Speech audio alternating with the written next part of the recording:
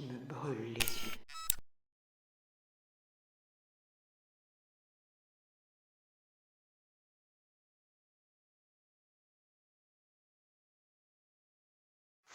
Mes chers amis et compatriotes, bienvenue sur ma chaîne. Je suis Nicolas, fondateur de l'organisation The Zuitis. Je suis ravi de vous recevoir chez moi et j'espère faire bonne impression.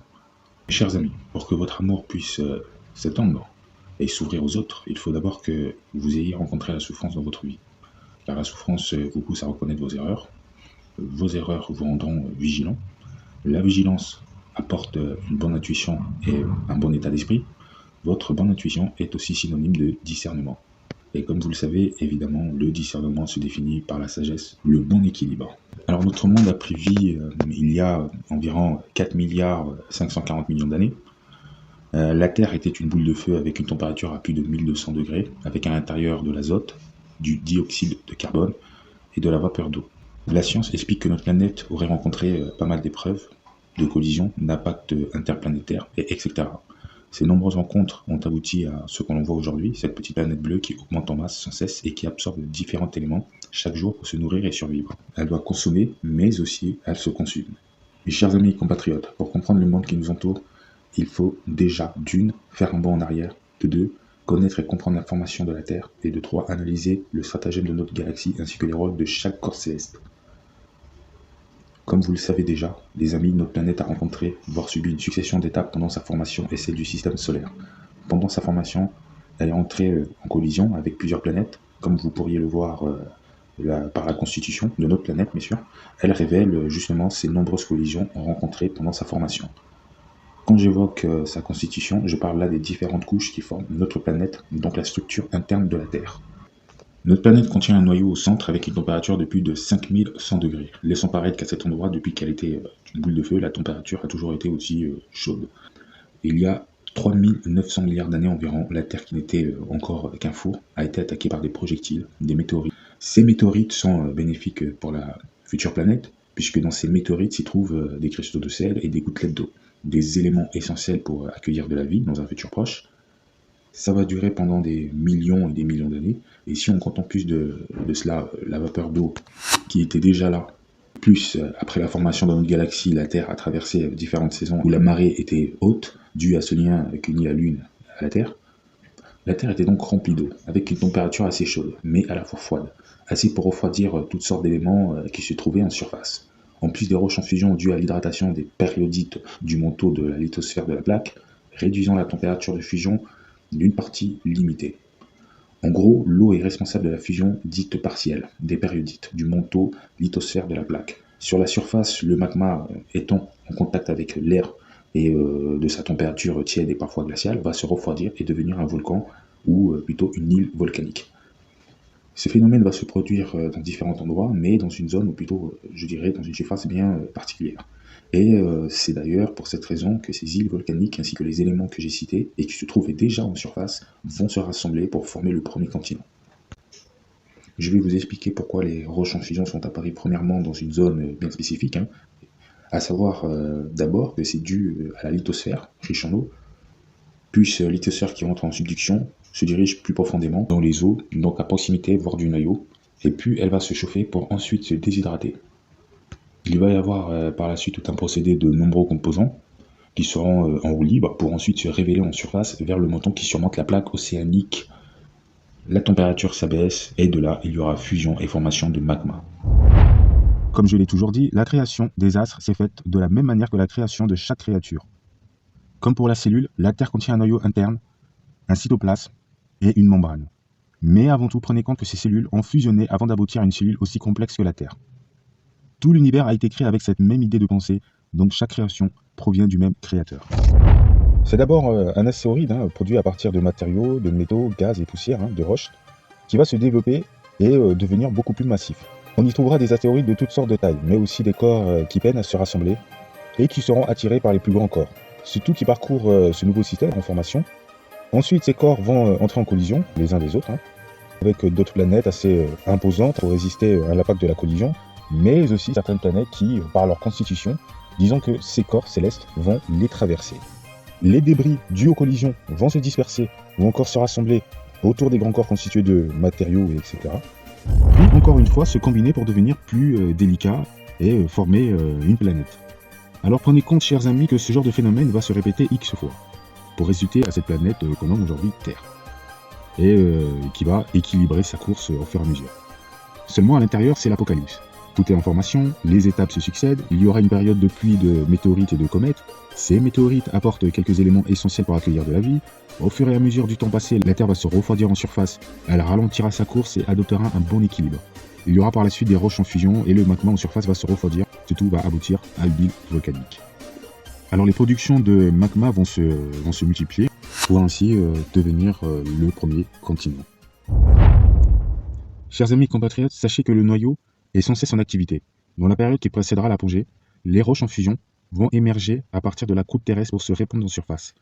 Imaginez, si vous voulez, de la lave que vous versez dans une grande marmite solide contenant de l'eau bouillante et qui se trouve sur une plaque chauffante que vous aviez allumée depuis un moment déjà. Dès lors que vous allez le verser dans la marmite, il y aura contact avec l'eau bouillante et il y aura forcément réaction chimique. Due aux différentes températures des deux éléments, les particules les plus légères, mais aussi plus tard les plus lourdes, vont se dissoudre puis remonter en surface, mais aussi s'assembler.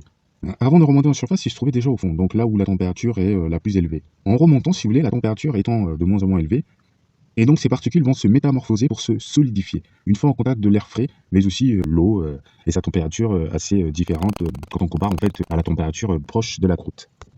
Sachez, chers amis, pour moi le meilleur exemple, c'est le cube magie. Et une fois que l'eau se met à bouillir, le cube magie va se dissoudre au fur et à mesure, et vous verrez certaines particules remonter en surface, elles vont remonter en surface et s'assembler. On peut aussi faire le lien avec la plaque chauffante, ainsi que les plaques tectoniques, enfin, vous voyez tout ce genre de plaques. Donc on peut aussi bien faire ce rapprochement.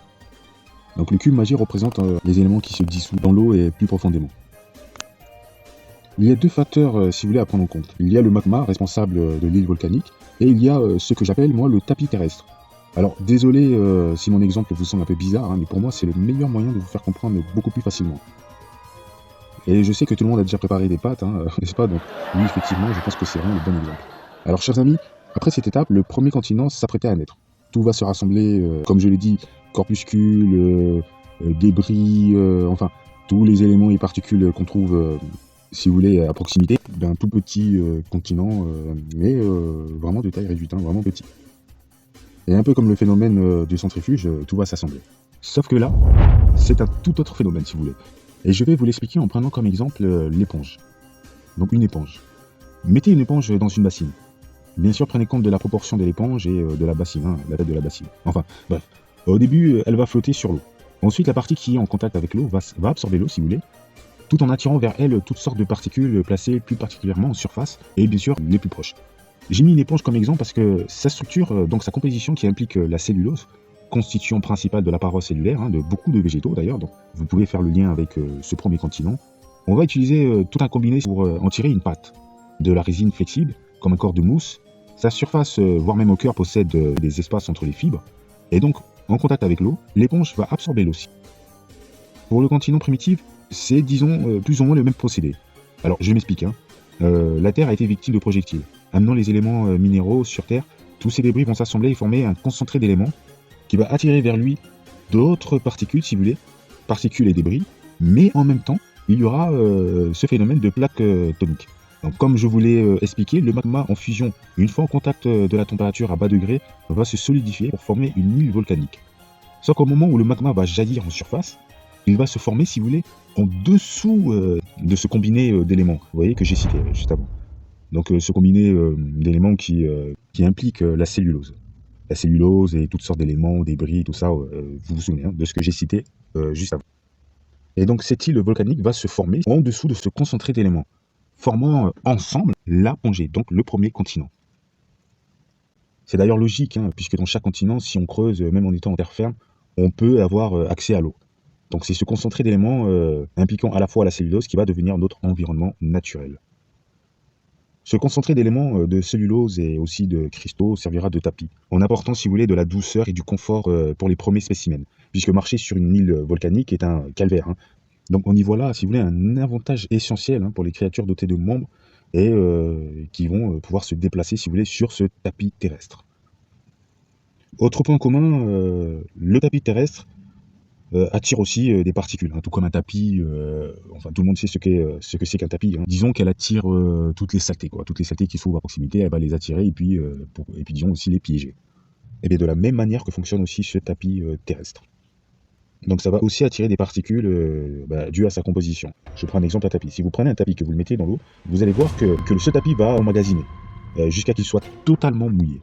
C'est donc aussi le même procédé si vous voulez. Alors à partir de là, les amis, nous allons faire la première rencontre des premiers spécimens. Mais avant, il faut savoir que la formation de la galaxie a pris fin après celle de la Terre. La logique fait que les premiers spécimens ont pu survivre à l'aide d'une sélection naturelle. Pour que la Terre ait pu connaître cette tranquillité et suivre sa route paisiblement, il a fallu que la formation de la galaxie, ainsi que du système solaire, ait été achevée, ce qui a permis à la Terre d'adopter un bon équilibre. Et oui, chers amis, toutes les étoiles, lunes, planètes et autres sont installées à leur place pour préserver justement cet équilibre dans chaque galaxie, ou je dirais même système solaire. Elles comportent toute une fonctionnalité qui leur est propre. Comme je vous le disais, chers amis, la Terre s'est formée avant notre galaxie, d'où les nombreuses météorites en direction de la Terre, car vous devez savoir que la Lune ou Mars, par exemple, n'ont pas toujours été ce qu'elles sont aujourd'hui. Pareil pour toutes les autres. Disons aussi que certaines planètes ont été embarquées dans une course due au phénomène de centrifuge, et pendant cette course, multiples de diversité en action, des planètes qui entrent en collision, des milliards de débris contenant des minéraux, des protéines, des cellules, des bactéries, voire autres, dans tous les sens. Évidemment, les amis, prenez en compte qu'il existe des particules de vie qui ont traversé des galaxies, des systèmes solaires, ou voire la nôtre, et qui ont pris conscience qu'une fois installées dans un environnement qui permettrait de maintenir de la vie et de la faire évoluer. Toute vie est d'origine extraterrestre. Plus précisément, elle n'était que cellules, pour ensuite se développer une fois dans la planète. Alors sachez qu'il n'existe pas un ancêtre en commun et qui aurait engendré toutes ces créatures qu'on retrouve sur Terre. C'est totalement faux. Oui, c'est vrai qu'il existe une forme de vie d'origine extraterrestre contenant des cellules qui seraient à l'origine de la création de toutes les créatures. Disons que c'est un organisme multicellulaire en forme de substance maniable, comme du spermatozoïde, combiné à partir d'eau, d'azote, de gaz, de dioxyde de carbone, de vitamines, de protéines, etc. Et une fois en contact avec des matériaux, donc la matière, ou dirais-je un matériel en particulier, comme par exemple le bois, va y procréer d'autres organismes cellulaires contenant par exemple de la cellulose et autres. Et pour survivre, elles devront se procurer ces mêmes éléments qu'on retrouve dans le bois, donc dans les arbres. Je tiens à préciser que pour moi cette substance organique, si vous voulez, provient de la Terre. Donc c'est pour moi un combiné de cellules. Et pour survivre, ils devront se procurer ces mêmes éléments qu'on retrouve dans le bois, donc dans les arbres. D'une cellule à une autre, comme pour la formation de notre galaxie et de notre planète, les cellules vont se combiner pour en former des plus complexes. Puis pour finir, elles deviendront des créatures. Donc prenez compte que j'évoque là des créatures qui sont différentes les unes des autres. Chaque race provient d'un organisme multicellulaire différent et qui ont engendré des créatures différentes selon l'environnement dans lequel ils s'y trouvaient. Et j'aimerais faire un rappel pour ceux qui ont suivi mon précédent thème, la vie. J'ai bien précisé que les organismes cellulaires sont pour moi comparables à une bûche fabriquée, créée par une divinité créatrice et qui crée la vie par succession d'étapes, comme ce fut pour l'univers et tout ce qui la compose. Nous avons donc bien là cette même idée de pensée concernant la création et la vie. En revanche, pour moi, le concept de l'évolution ne fonctionne que d'un sens, et c'est par le biais du métissage. Donc un mégalodon, par exemple, ne peut pas devenir un petit requin blanc, ou encore un mammouth un éléphant. C'est totalement contradictoire. Par contre, deux organismes multicellulaires qui ont été divisés et contenant à un chiffre près les mêmes données auraient pu procréer des créatures plus ou moins semblables, mais à une différence près. Par exemple, l'un s'est développé plus profondément dans l'océan, tandis que l'autre un peu plus bas que la mer, et ainsi de suite. C'est pour ça, chers amis, on peut d'un regard éloigné voir quelques similitudes apparentes entre deux spécimens, sans pour autant qu'il y ait des liens parentés. Il faut prendre en compte que le monde s'est formé en plusieurs étapes. Il est possible qu'autre part il y ait eu de la vie, et que peut-être ça a duré 1 million d'années, voire peu, voire plus, et que du jour au lendemain, plus rien. Pourquoi ? Parce que la formation de la galaxie ou du système solaire n'était pas terminée. Aucun changement s'est opéré pendant la course, peut-être dû à une nouvelle immigration dans le système solaire. Notre monde poursuit sa course et se dirige vers la fin, sa fin.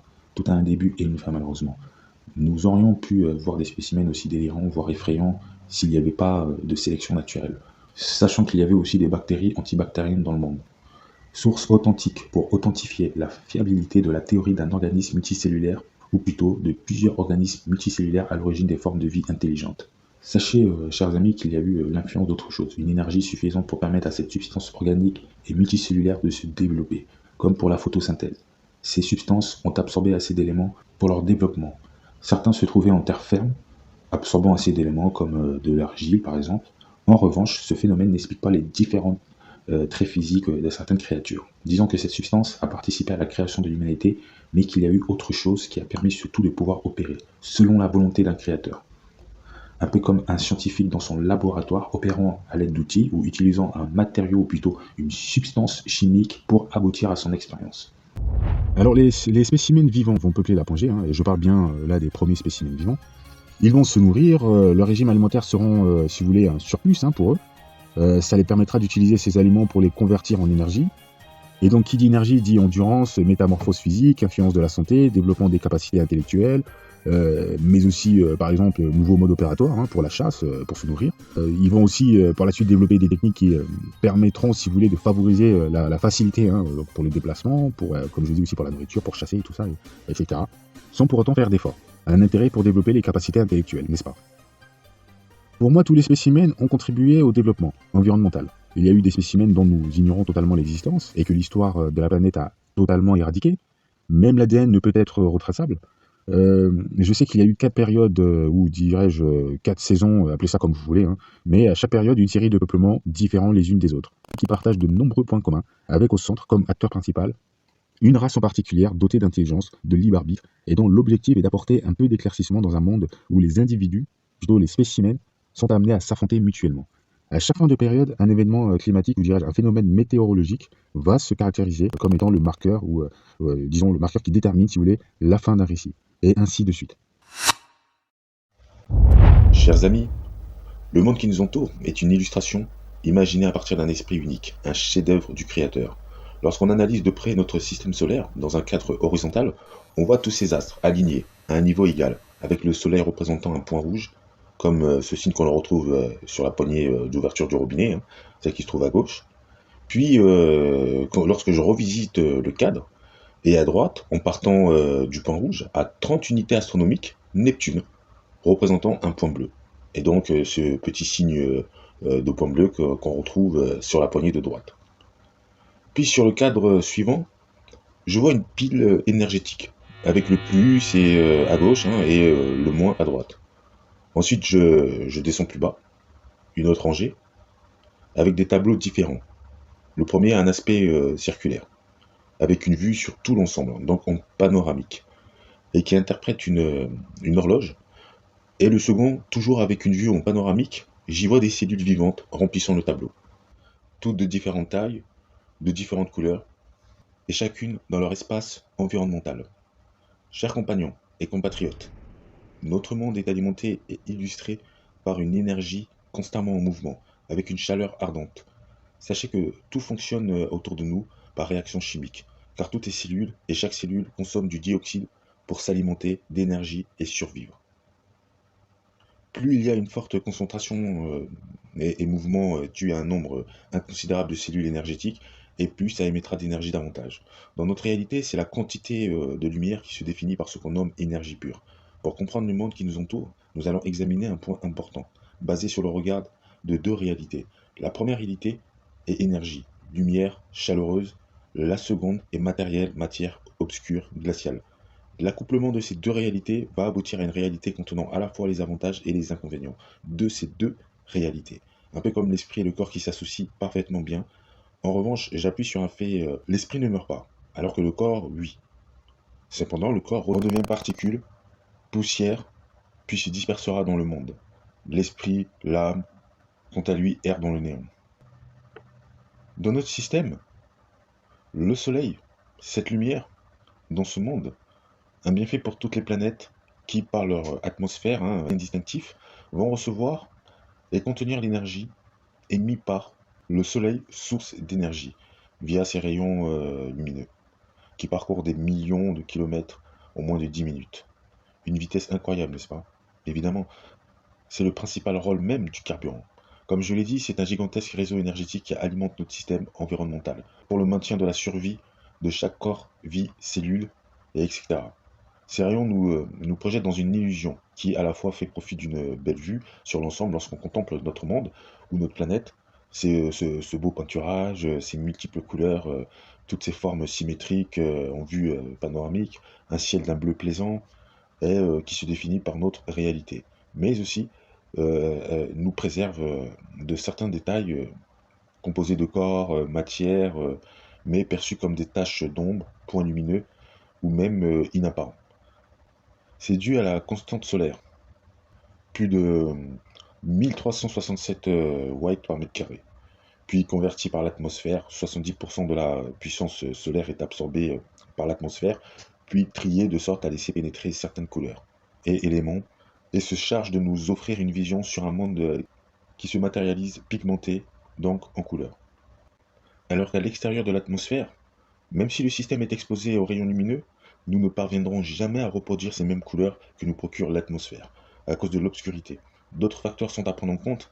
J'évoque là, bien sûr, quand on est dos au soleil, car de face, la puissance émise par la lumière nous aveuglerait. Imaginez-vous sur une route, ou une autoroute, en pleine nuit, et en face un camion en plein phare, qui réduit totalement la visibilité, tandis qu'à l'extérieur de l'atmosphère, si vous voulez, vous pouvez percevoir la forme, les lignes du soleil. Donc notre monde, c'est le système solaire. Le soleil est une énergie pure qui alimente justement ce monde, donc cette réalité, et la Terre et la Matrix. Une illusion émise par des séquences audiovisuelles. En revanche, il se pourrait aussi que la Matrix représente le système solaire, une sorte de brouillon, ou voire une représentation graphique. Voyez-le comme un système dynamique, physique, représentant les transferts d'énergie dans le système solaire, tout un mécanisme complexe pour offrir aux protagonistes, donc à la Terre, une réalité, ou plutôt un monde réel. Comme l'atome, notre système solaire est habité par des éléments en forme circulaire. On y trouve le fer, de l'hydrogène, de l'hélium, de l'azote, de l'oxygène, du nickel, du zinc, et etc. Bien que tous ces corps astrales contiennent en eux un peu de tous ces éléments chimiques cités, on peut les différencier par leur aspect marqué par la production ou la consommation d'un élément chimique bien plus manifeste que les autres éléments. Mais aussi, n'oublions pas qu'ils représentent à la fois les éléments naturels tels que le feu, l'air, la terre, l'eau et aussi éléments chimiques. Voici un exemple. Le soleil, le feu, point positif, énergie, lumière, éléments, gaz. Et je pense que je vais m'arrêter là. Mercure, métal, fer, le vent, dû à sa rapidité, électricité aussi, vu ce qu'elle absorbe, si vous voulez, comme énergie par le soleil et qu'elle va convertir en électricité. Vénus, nickel, fer, plomb, dioxyde de carbone. Alors Terre, sa composition regroupe tous les éléments qu'on retrouve dans les astres du système solaire. Oxygène, silicium, carbone, nickel, fer, etc.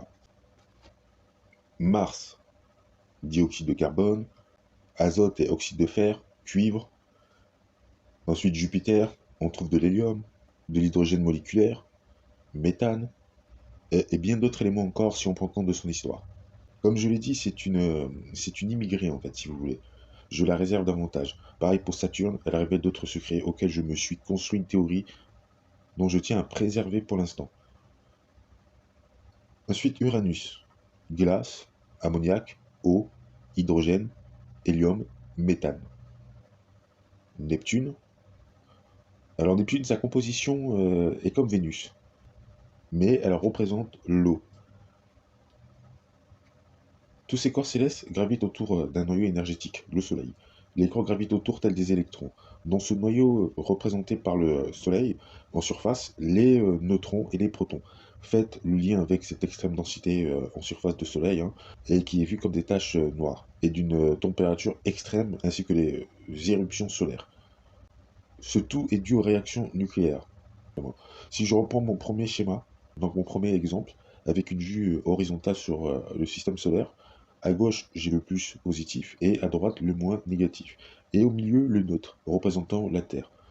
De ce fait, on peut en conclure que le système planétaire a été ajusté de sorte à nous apporter une réalité visuelle algorithmique. Oh mes chers amis, dans ce monde, si vous voulez vous épanouir plus facilement, il faut avoir traversé une épreuve douloureuse et qui se conclut en apportant un sens moral à votre vie. C'est en ayant acquis une certaine expérience due à un combat intérieur que désormais vous pourrez faire face aux épreuves du quotidien. Là où vous avez réussi, vous pourrez conseiller votre prochain à emprunter ce même chemin que vous avez vous-même emprunté pour arriver à la réussite. Vous n'aurez aucun problème à l'accompagner puisque vous êtes conscient que la solitude apporte des difficultés aux épreuves. La transmission d'un savoir est une fortune, un héritage aux lourds intérêts. C'est ainsi que devrait fonctionner le monde. Même chez les animaux, par exemple, il leur arrive parfois de s'entraider, même avec leurs différences. Lorsqu'on fait un retour en arrière, à plus de 220 millions d'années, s'y trouvait un seul continent qu'on nomme l'Apogée. Dessus, toutes sortes de différents spécimens vivant dans ce même continent, avec seulement des rivières et fleuves comme frontières. Et pourtant, chaque spécimen a participé à des tâches, chacun dans son environnement, de même que la Terre l'avait faite 4 milliards d'années derrière. La formation de la Terre et ses nombreuses interprétations, comme par exemple la planète portée par une tortue, laissant entendre qu'elle poursuit sa course lentement mais sûrement. La Terre et ses mondes parallèles, interprétation des planètes qui sont entrées en collision et qui ont abouti à cette Terre bleue. L'œil qui surveille notre monde, œil spirituel, laissant entendre qu'une conscience est témoin de tous les faits et gestes. Le voir au-dessus d'un personnage en particulier fait allusion à l'illumination, l'élu. Ou encore le serpent qui pond un œuf, cet animal malin qui engendre le chaos. Toutes ces interprétations nous poussent à croire que les anciennes civilisations étaient au courant des diversités dans notre système solaire. Ils se mettront d'ailleurs à adorer les étoiles. Rappelez-vous de la constellation du Verseau, évoquant la zone d'où provient l'eau. Un savoir qui avait déjà vu le jour, mais qui s'est développé à l'aide des appareils sophistiqués. On a souvent tendance à croire que la science évolue depuis la naissance de l'Occident, alors que fou, c'est tout un héritage amassé par une nouvelle civilisation, de même qu'à travers l'histoire, tout s'est fait par succession. Chaque peuple a connu son apogée, on en reparlera dans le thème approprié. La Terre qui était autrefois une sorte de boule de feu s'est refroidie, un peu comme de la lave qui se refroidit en contact d'air frais. La Terre étant grosse et lourde, il est donc normal qu'elle mette du temps pour se refroidir. Sa croûte représente plus de 1,6% de son volume entier, sachez-le. Tout a déjà été révélé, allez voir par vous-même. En fin de compte, c'est l'histoire qui se répète seulement. Donc comme je disais plus tôt, la Terre représente un œuf qui a été pondu par la collision de morceaux de corps célestes et de deux planètes, engendrant une terre fertile. On représente d'ailleurs la Terre à la femme pour sa fertilité. Après sa formation, ou pendant, un sol, ou tapis, ou terre, dirais-je, va se former en surface. On entendra dire que la Terre est plate par rapport à ce continent, qu'on nomme l'apogée, et qui, en le visionnant d'un œil spirituel, on pourrait le comparer à un tapis, fabriqué à partir de croûtes de terre, et etc. L'interprétation est claire. On souligne là que sur terre ferme, la Terre est comparable à un tapis, à un sol plat, étant donné que seule la vue de l'extérieur révèle que la Terre est ovale, mais de l'intérieur, elle est plate. Mes chers amis, notre galaxie contient tout un peuplement de corps qui lévitent dans l'espace, tout en restant chacun dans leur environnement. Si le hasard existait, les corps célestes auraient continué à rentrer en collision, depuis la période primitive.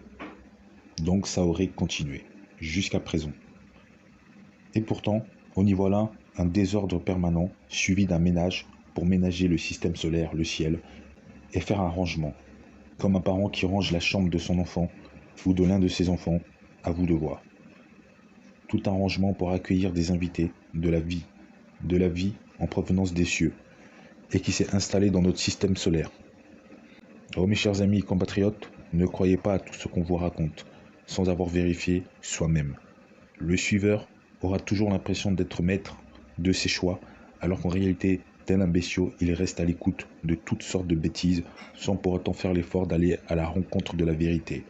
Il aime se faire bercer, il aime qu'on le contrôle. Même si la vérité se trouvait à quelques mètres, vous le verrez fatigué, flemmard, lourd, impossible pour lui de s'en rapprocher. Il dira sûrement qu'il verra ça plus tard, mais en vérité, il répétera sans cesse la même chose. Pourquoi ?